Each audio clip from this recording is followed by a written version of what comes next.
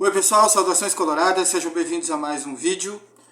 Aqui um pré-jogo rápido sobre esse Grenal, o Grenal de número 437, tá? Gauchão 2022, semifinais. Encontro esse que decide vaga para a final. Tá? Vamos primeiro para a transmissão, que isso interessa bastante. Tá? A RBS vai transmitir, TV aberta, TV fechada. Tá? Então a RBS, Sport TV, canais Premiere vão transmitir. O jogo está marcado para as 10h15 na Arena, estádio do Grêmio. Tá? Bom, a mídia alternativa, como eu sempre cito, aí a questão como se fosse uma rádio, né? Emoção da voz, comentários, informações, acompanhando esse jogo ao vivo. Tá? E vou colocar na descrição aqui alguns canais onde vocês encontram isso, tá? Além daqueles que vocês já devem conhecer. Tá? Então vamos primeiro para as escalações prováveis. Tá? O que acontece aqui? Grêmio. Tá? Grêmio já está definido. Tá? A questão é que o Thiago Santos entra no time por uma razão. Tá? O Vila Sante ele vai ter que ir para a seleção paraguaia, foi chamado e não vai poder jogar. E o Thiago Santos vai entrar no lugar desse jogador e o time é o mesmo. Então não muda, vai ser Breno, Rodrigues, ou também chamado de Tonhão, então Breno, Rodrigues, Jeromel, Bruno Alves e Nicolas. No meio, Thiago Santos, Lucas Silva e Bitelo. Na frente, Campaz do lado direito, Diego Souza de centroavante e Elias do lado esquerdo. Tá?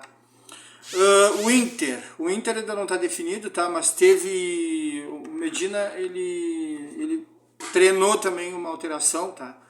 Ele sempre joga no 4-2-3-1, a gente sabe disso, tá? Sempre aquele mesmo sistema, com aquele mesmo posicionamento de jogadores, mas ele testou um 3-5-2, tá? Ele testou e colocou o Liseiro de ala esquerdo, então a gente pode ter um Inter. Tá? Primeiro vamos falar do 3-5-2 aqui que ele imaginou. Daniel, Kaique, Cuesta e Bruno Mendes na defesa. Então esse trio, essa base atrás de três defensores. Kaique, Cuesta e Bruno Mendes. No meio campo, Gabriel, Edenilson e Tyson, ou seja, Edenilson vindo jogar como volante, Gabriel, Edenilson e Tyson. Ala direita, o Bustos, ala esquerda, o Lisiero, na frente, David e Wesley Moraes. Tá?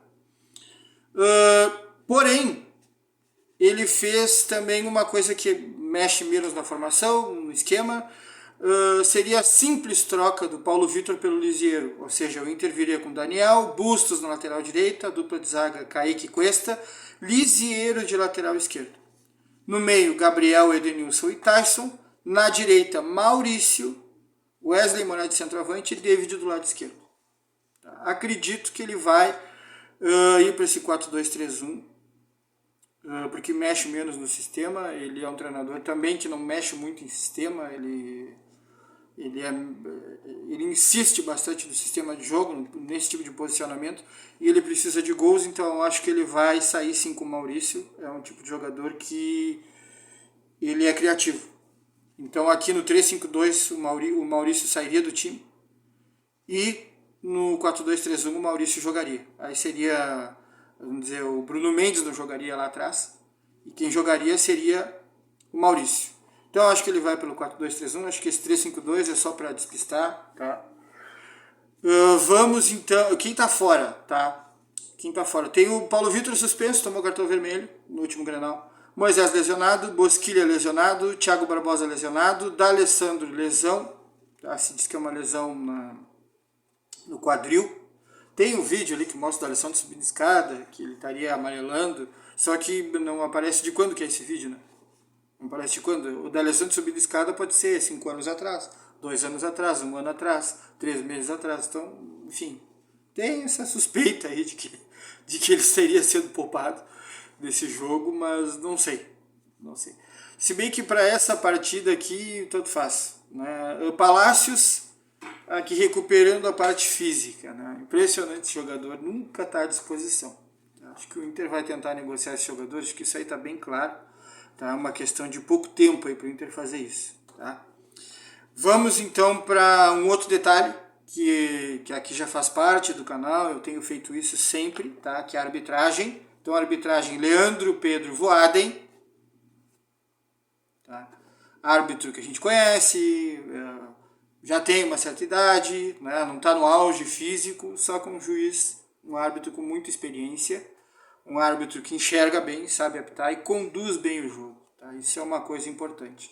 Então, um árbitro que já apitou muitas vezes, já acertou, já errou, já treinou bastante, já deve ter tomado sua geladeira, voltou. Nesse último momento aqui que a gente está vendo da arbitragem, que talvez seja, sei lá, os últimos momentos dele, não tem apitado mal, tem apitado bem. Então tem uma série de informações na cabeça, uma série de experiências aqui guardadas que ajudam e ele acaba, vamos dizer, sendo capaz de diminuir a margem de erro, mas a gente sabe que Grenal é um jogo complicado.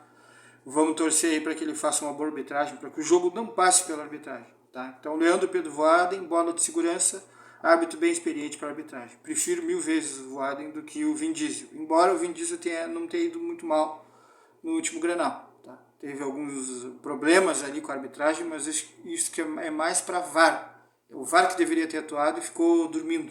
Tá? Eu já falei sobre isso, tem aqui em vídeos meus, só vocês olharem aqui no meu canal, tem comentários sobre o Grenal que passou, análise da arbitragem, e vocês vão ver o que eu falei sobre isso, sobre a arbitragem. Tá? Então, a arbitragem, Voaden, bola de segurança, auxiliar número 1, Rafael da Silva Alves, auxiliar número 2, Thiago Augusto Capes Diel, auxiliares conhecidos, com experiência. Tá? Normalmente os auxiliares não dão problema. Tá? Se você pegar auxiliar experiente, normalmente não dá problema. É uma função que ela não é fácil, mas ao mesmo tempo ela não é tão complexa.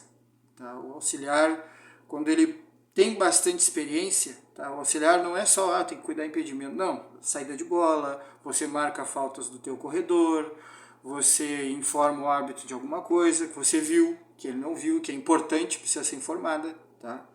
O auxiliar ele é quase que um árbitro ali na lateral, mas ele atua no corredor dele.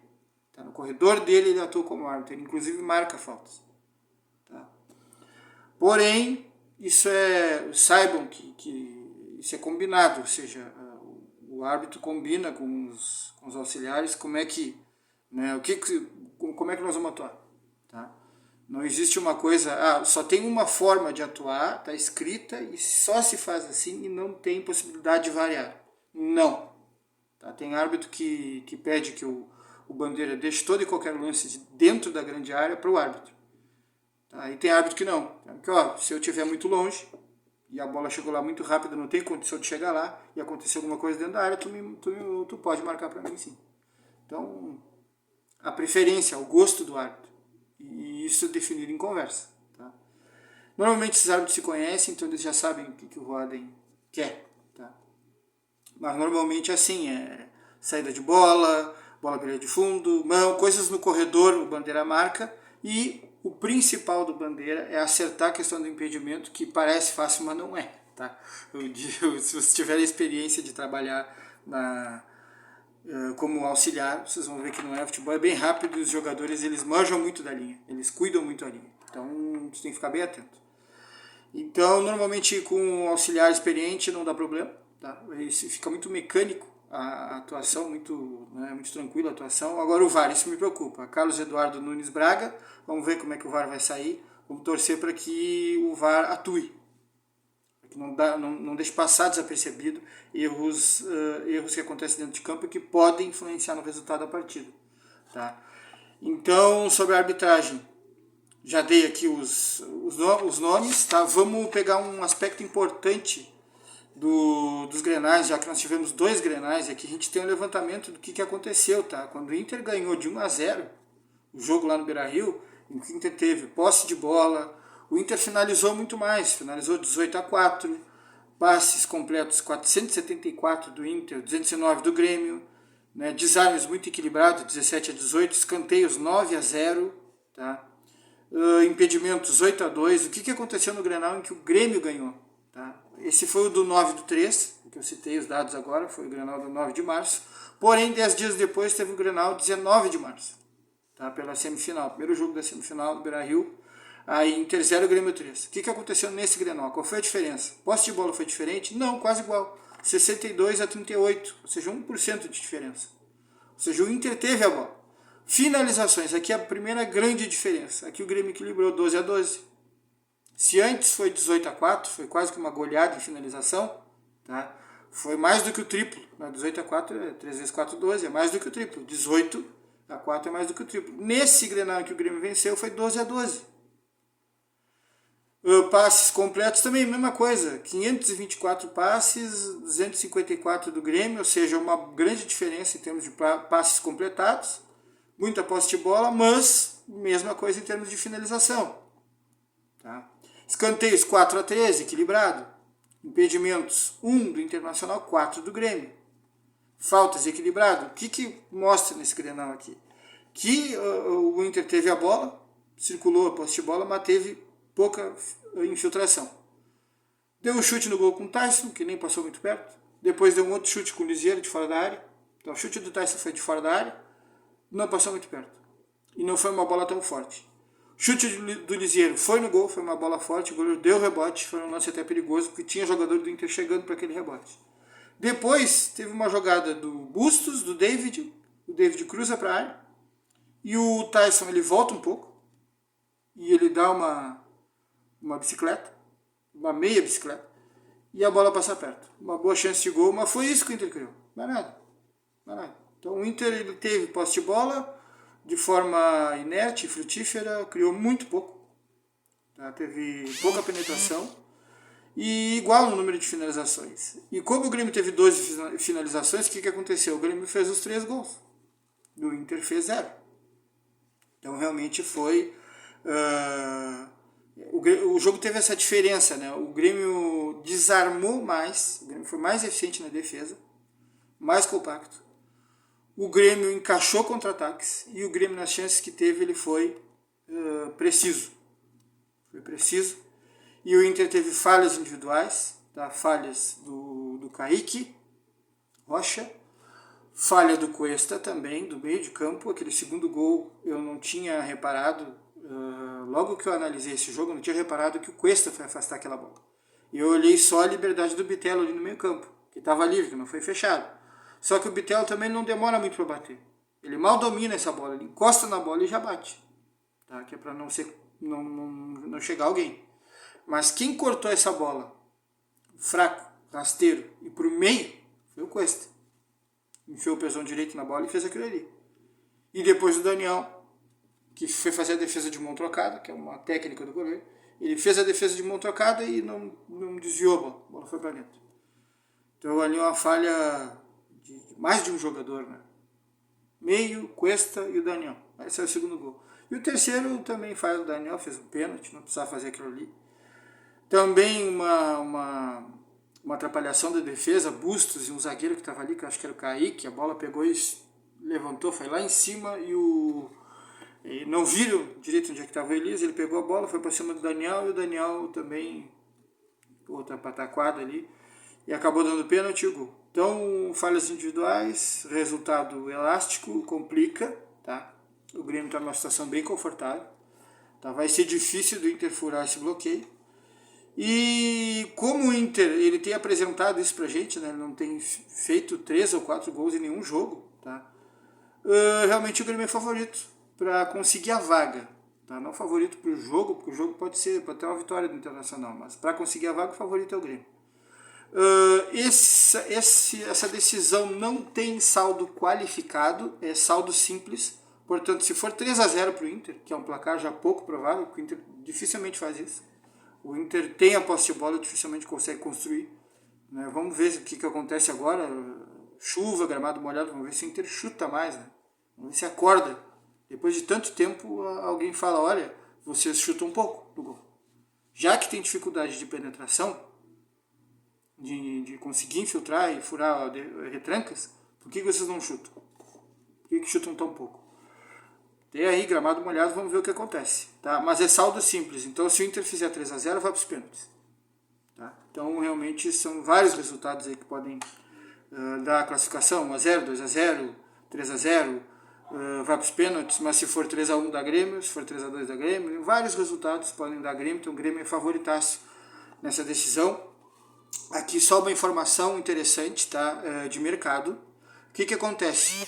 Eu falei para vocês, tem vídeo aqui meu, que fala sobre alguns jogadores, né, lateral esquerdo, zagueiro e atacante, que podem estar, que interessa o Internacional e o Inter está avançando e tentando trazer. Lucas Braga, do Santos. O Santos confirmou a sondagem do Inter, o procurador do jogador confirmou e o Santos deu uma resposta sobre as possibilidades de troca e o valor que ele entende que o jogador possui. Condições do Santos. O Santos avalia o jogador em 6 milhões de dólares. Lucas Braga, 25 anos. Extrema. Ou 30 milhões de reais. Porque o dólar tá 5, ele deu uma baixada, né? Então 30 milhões de reais aproximadamente. Esse é o valor. O Santos aceita a troca, mas teria que ser para os jogadores titulares do Inter. Jogadores de uso regular. Colocou um nome já. Edenilson. Tá? Porque o Santos já acertou com o primeiro volante, que é o William Maranhão, jogador mais marcador, forte fisicamente. E o Santos tem interesse no Edenilson e colocou também o Rodrigo Dourado. O nome do Rodrigo Dourado também foi citado. Tá? Porque o Santos ele quer mais um volante. Ele quer ter dois volantes que sejam mais marcadores. Tá? Isso é um pedido do atual técnico do Santos, que é o Fabian Bustos. Tá? Então, o que pode acontecer?